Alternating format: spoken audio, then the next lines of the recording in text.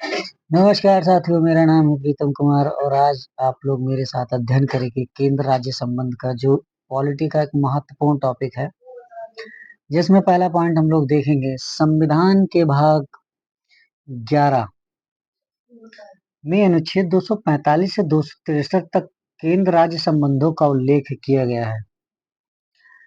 केंद्र राज्य संबंधों को मुख्यतः 3 भागों में विभाजित किया जाता है। विधायी संबंध अनुच्छेद 245 से 255, प्रशासनिक संबंध अनुच्छेद 256 से 263 एवं वित्तीय संबंध 264 से 293।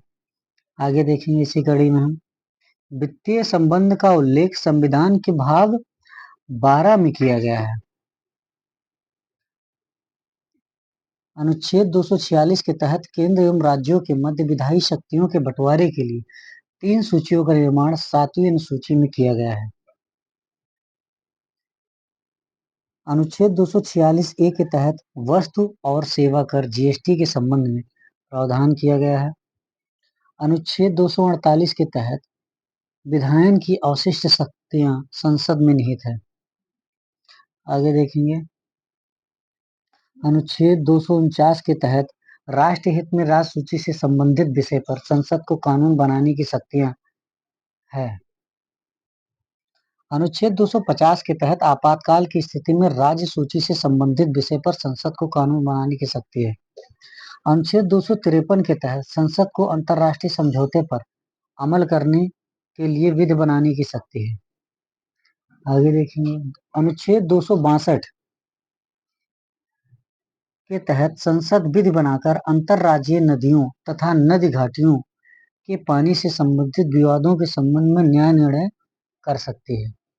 अनुच्छेद 263 राज्यों के मध्य तथा केंद्र और राज्यों के मध्य समन्वय के लिए अंतर्राज्यीय परिषद का गठन का प्रावधान करता है।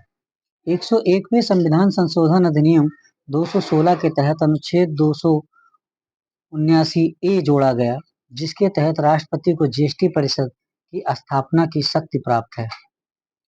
आगे देखेंगे केंद्र राज्य संबंधों के संदर्भ में वर्ष 1966 में मोरारजी देसाई की अध्यक्षता में 6 सदस्यीय प्रथम प्रशासनिक सुधार आयोग का गठन किया गया। वर्ष 1969 में डॉक्टर बीपी राजमन्नार की अध्यक्षता में 3 सदस्यीय राजमन्नार आयोग का गठन किया गया। वर्ष 1983 में केंद्र राज्य संबंधों के लिए सेवानिवृत्त न्यायाधीश आर.एस. सरकारिया की अध्यक्षता में 3 सदस्यीय सरकारिया आयोग का गठन किया गया था, जिसने संबंधों में सुधार की दिशा में 247 सिफारिशें की थी। वर्ष 2007 में केंद्र सरकार ने केंद्र राज्य संबंधों की समीक्षा के लिए पूर्व न्यायाधीश मदन मोहन पुंछी के आयोग में 4 सदस्यीय पुंछी आयोग का गठन किया था।